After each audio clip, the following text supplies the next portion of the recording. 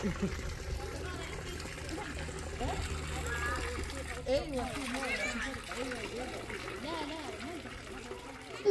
আসসালামু আলাইকুম। আপনারা সবাই কেমন আছেন? আশা করি অনেক ভালো আছেন। আলহামদুলিল্লাহ আমি অনেক ভালো আছি। আপনাদের জন্য নিয়ে আসলাম নতুন একটি ব্লগ। তো শীতের শুরুতেই হচ্ছে ম্যাডামে অনেকগুলো ফুলকপি নিয়ে আসছে। এই ফুলকপিগুলো দিয়ে হচ্ছে আজকে পাকোড়া বানাবো। আর সেই পাকোড়া নিয়ে যাব হচ্ছে ম্যাডামের সাথে ইস্তারাহায়। ম্যাডামের ভাগ্নি ভাস্তি যত আত্মীয় স্বজন যারা আছে সবাই মিলে একটা ইস্তারাহা ভাড়া করছে মরুভূমির ভিতরে। সেই জায়গায় হচ্ছে যাব, কিন্তু বাসার থেকে পাকোড়া ভেজে নিয়ে যাব। মানে যার যার মতো এক একজন এক এক ধরনের খাবার টাবার রান্না করে নিয়ে যাবে, আবার ওই জায়গায় গিয়েও রান্না করবে। যেহেতু এখন শীতের সিজন চলে আসছে, আমাদের বাসায় শুধু ফুলকপি আর পাতাকপি সমারোহ থাকবে সব সময়। পাতাকপি দিয়ে মেশি খাবে আর ফুলকপির পাকোড়া মানে সৌদিরা অনেক বেশি পছন্দ করে, বিশেষ করে আমাদের বাসায় আমার ম্যাডামে যে কোনো জায়গায় যাবে ফুলকপির পাকোড়া বানায় নিয়ে যাবে। কোনো আত্মীয় স্বজনের বাসায় গেলেও, কোনো ইস্তারাহায় বা কোনো বাইরে ঘুরতে টুরতে গেলেও। আর সৌদিরা কিন্তু বাইরে প্রচুর পরিমাণ ঘুরে, ইস্তারাহায় যায়, পরে হচ্ছে মরুভূমির ভিতরে যায়, মানে এদের ঘোরার কোনো শেষ নাই। পার্কে যায়, এক এক জায়গায় যায় আর কি। তো গেলে পরে বাসা থেকে খাবার টাবার রান্না করে নিয়ে যায়। আর আমার ম্যাডাম হচ্ছে ভাজা পরে অনেক বেশি পছন্দ করে। ফুলকপিগুলো টুকরা টুকরা করে কেটে পরিষ্কার করে ধুয়ে আবার হচ্ছে গরম পানি দিয়ে বড় একটা ডেক্সির ভিতরে লবণ দিয়ে সেদ্ধ হওয়ার জন্য বসাইছি, ওটা সেদ্ধ হইতে। আর সাথে আবার আটা গুলাই নিতেছিলাম বড় একটা বলের ভিতরে, যেহেতু ফুলকপি অনেকগুলা এর জন্য এখানে বেশি করে আটা নিছি। আটার ভিতরে দিছি হচ্ছে 6টা ডিম দিছি। সৌদি আরবে ধইনা পাতার মতো এক রকমের সালাদ খাওয়ার পাতা আছে, যেটা আরবি নাম হচ্ছে জেরজির আর হচ্ছে শাবাত, ওগুলা দিছি। রসুন কাঁচামরিচ কুচি করে দিছি। আর বাসায় যত ধরনের মশলা ছিল সবগুলা একটু একটু করে দিছি। দেওয়ার পরে হচ্ছে এই যে সেদ্ধ করে ফুলকপি রাখছিলাম, ওইগুলা হচ্ছে এখন মানে অনেক বেশি গরম ছিল, এই জন্য চামচ দিয়ে উঠাই নিতেছিলাম। এখানে কিন্তু অনেকগুলো ফুলকপি, এগুলা ভাজতে ভাজতে অনেক দেরি হয়ে যাবে। আমি সকাল 6টা বাজে ঘুমের থেকে উঠছি। আমরা যাব হচ্ছে সকাল 11টায়। ওই জায়গায় গিয়ে হচ্ছে সবাই নাস্তা খাবে, মানে যে জায়গায় ইস্তারাহাটা ভাড়া করছে ওই জায়গায়। ঘুমের থেকে উঠে আমি কোনো কাজ করি নাই। গেছে কালকে রাত্রেবেলায় ফুলকপি আয়না রাখছিল, আমি সোজা রান্না করে চলে আসছি।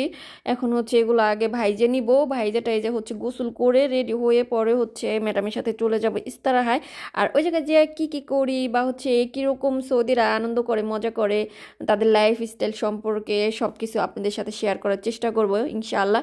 তো যে দেখতে থাকুন। পাকোড়াগুলো হচ্ছে ফুলকপিগুলো আটার ভিতরে এরকম এরকম করে চুবাইয়া পরে হচ্ছে এক একটা করে গরম তেলের ভিতরে দিয়ে দিতেছিলাম। আর এই পাকোড়াটা ডুবা তেলে ভাজলে পরে অনেক বেশি ভালো হয়, আর খাইতেও কিন্তু অনেক মজা লাগে। আপনারা হয়তো বা অনেকেই ফুলকপির পাকোড়া আগে পরে খাইছেন, আবার অনেকেই খান নাই। আমি হয়েছে দেশে কখনো খাই নাই, কিন্তু এই জায়গায় আসার পর ম্যাডামদের জন্য বানাই। তো আমার ম্যাডাম একটু ঝাল পছন্দ করে, ঝাল টাল দেই, খাইতে আবার ভালোই লাগে আমার কাছে। তো বেশি খাইলে পর আবার আমার বেশি সমস্যা হয়, কারণ তেলের জিনিস যত কম খাওয়া যায় ততই ভালো। এই যে দেখুন আমি টুপটুপ করে সবগুলা বানাই ফেলছি। আর এখানে 2টা হটপট বাটি ভরছি। এখন হচ্ছে আমরা যাবো। ম্যাডাম হচ্ছে ইয়াল্লা ইয়াল্লা করতেছিল, মানে অনেক বেশি তাড়াহুড়া করতেছিল। যেহেতু আমাদের গাড়ি নাই, আমরা যাবো হচ্ছে ম্যাডামের ভাস্তির গাড়িতে, মানে ও নিজেই ড্রাইভ করে, তো ওর গাড়িতে যাবো। উনি আবার নিচে এসে দাঁড়ায় রইছে। তো ওনার মেয়ে আবার ডাকতে আইছে, মানে বলতেছিল যে তাড়াতাড়ি করে, মা নিচে বসে আছে গাড়িতে।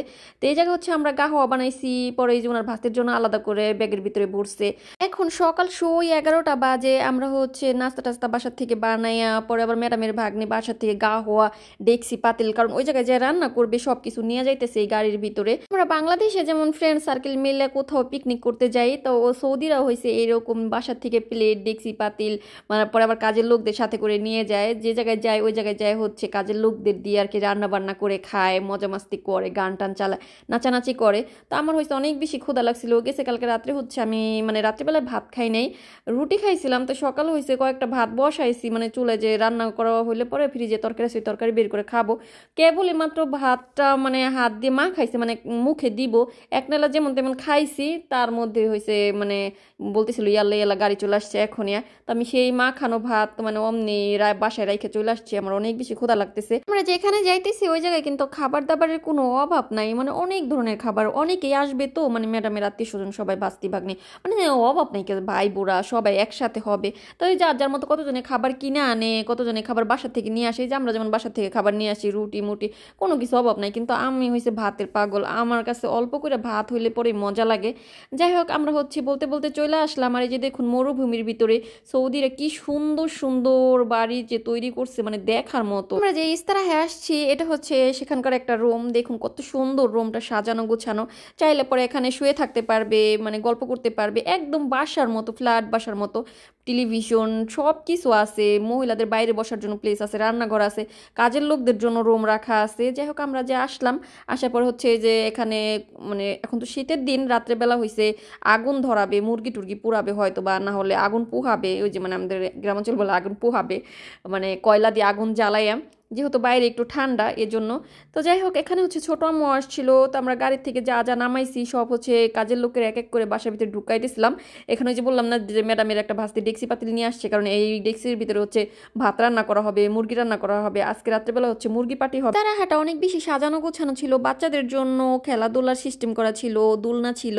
আর এখানে আমার এই জিনিসটা অনেক বেশি ইউনিক লাগছে, ছাগলের চামড়া দিয়ে ব্যাগ বানায়, পরে হচ্ছে পানির একটা সিস্টেম করছে, আর পানিটা এত বেশি ঠান্ডা ছিল।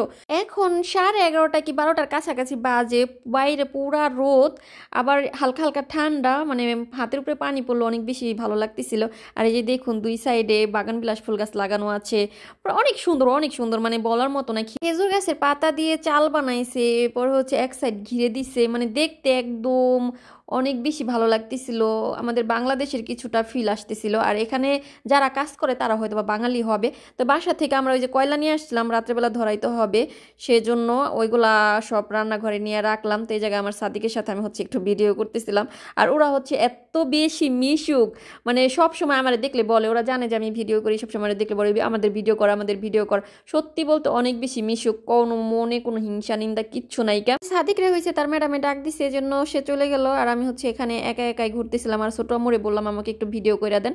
আমি আবার কোথাও আমার ম্যাডামের সাথে গেলে আমার ম্যাডামে অত বেশি একটা ডাকাটাকি করে না, কারণ ম্যাডামে সবসময় আমাকে অনেক স্বাধীনতা দেয়, বলে যে ঘুরে ঘাড়ে, মানে মজা মাস্তি করে, সবার সাথে গল্প টল্প করে। যে দেখুন পুরা ভিউটা বাসার পিছনের দিকে, সামনের দিকে কিন্তু পুরাটাই মরুভূমি, আর মরুভূমির ভিতরেই হচ্ছে যে এরকম সুন্দর সুন্দর ইস্তারাহা বানায় রাখছে সৌদিরা। আর এগুলো হচ্ছে ভাড়া নেওয়া যায়, ভাড়া নিয়ে আপনি থাকতে পারবেন, মজা মাস্তি করতে পারবেন, ফ্রেন্ড সার্কেল নিয়ে পার্টি করতে পারবেন। এখানে সমস্ত ধরনের ফ্যাসিলিটি আছে, এত সুন্দর করে সবকিছু সাজানো গোছানো পরিপাটি করা ছিল, মানে দেখলে আপনি মুগ্ধ হয়ে যাবেন। এই যে দেখুন খেজুর গাছের পাতা দিয়ে হচ্ছে মানে চাল বানাইছে, এখানে এই যে বেসিনের উপরে ওয়াশরুমের সামনে, তার ওই জায়গায় আবার হচ্ছে হারিকেন জ্বালাই দিছে, মানে প্রত্যেকটা জায়গায় হারিকেনের একটাই ছিল। আমাদের বাংলাদেশে কিন্তু এখন এই হারিকেনগুলো পাওয়া যায় না, অনেক আগেই বাংলাদেশ থেকে এই হারিকেনের চল উঠে গেছে আস্তে আস্তে, মানে এখন হয়তো বা কিছু কিছু গ্রামে পাওয়া যায়, তবে আমাদের এলাকায় আর কি নাই, কারেন্ট আসার পর থেকেই। তো আমার কাছে অনেক বেশি ভালো লাগতেছিল এই ব্যাপারটা, যে সৌদি আরবে এরকম হারিকেন পাওয়া যায়। যাই হোক আমরা হচ্ছে সবকিছু রান্না করে গুছাই গাছাই রাইখা এসে এখানে নাস্তা করতেছিলাম, মানে এক একজন হচ্ছে এক এক ধরনের খাবার টাবার নিয়ে আসছে। তো ছোট আম্মুর ম্যাডাম হচ্ছে বাসা থেকে শাক রান্না করে নিয়ে আসছিল, আলু বাগুন ভেজে, পরে হচ্ছে একটা তরকারি। কতজনে হচ্ছে বাইরে থেকে নাস্তা কিনে আনছিল, তো আমরা ম্যাডামদের ওই জায়গা থেকে সবকিছু অল্প অল্প আনছি 4 জনে খাওয়ার জন্য, আর অনেকে আসা এখনো বাকি আছে। আমি কালকে রাত্রেও রুটি খাইছি, এখন আধখান রুটি খাইলাম, কারণ আমার ভাত খাইতে ইচ্ছা করতেছিল, কারণ আমি ভাতের পাগল, আমার ভাত হইলেই চলে, আমার অত রুটি মুটি আমি খাইতে পারি না। তো যাই হোক এটা হচ্ছে যে রান্নাঘর, এই ইস্তারাহার দেখুন রান্নাঘরটা কত সুন্দর সাজানো গোছানো, এখানে কত সুন্দর সুন্দর প্লেট রাখা আছে, আপনি চাইলে এগুলো ব্যবহার করতে পারবেন। কত সুন্দর করে চুলাটা ক্লিন করা আছে, মনে হয় এই ইস্তারাহাটা বেশি দিন হয় নাই করছে। যাই হোক আজকের ব্লগটা এই পর্যন্তই, দেখা হবে নেক্সট ব্লগে, সেই পর্যন্ত ভালো থাকবেন, সুস্থ থাকবেন। Thank you for watching video. ইনশাআল্লাহ ইস্তারাহার কি কি করলাম সেটা নেক্সট ভিডিওতে শেয়ার করব।